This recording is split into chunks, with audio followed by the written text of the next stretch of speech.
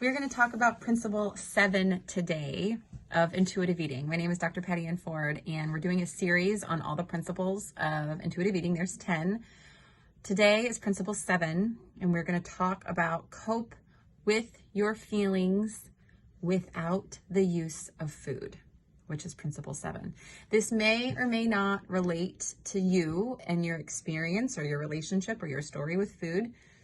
Some experiences, when they are feeling uncomfortable in emotions or feelings, we have access to food all of the time. Typically in societies that I live in Southern California, there's access to food all of the time.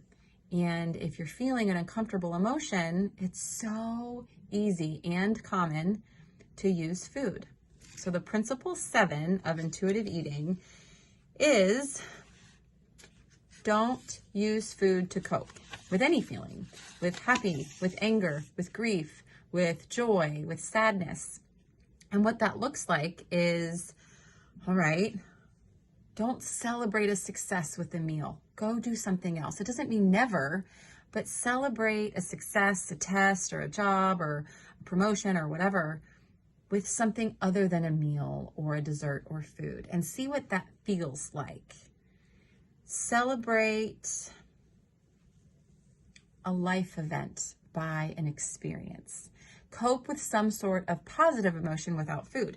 Now, what that can look like with a negative emotion or disruptive emotion is boredom is an emotion. Can you handle or cope with boredom without food?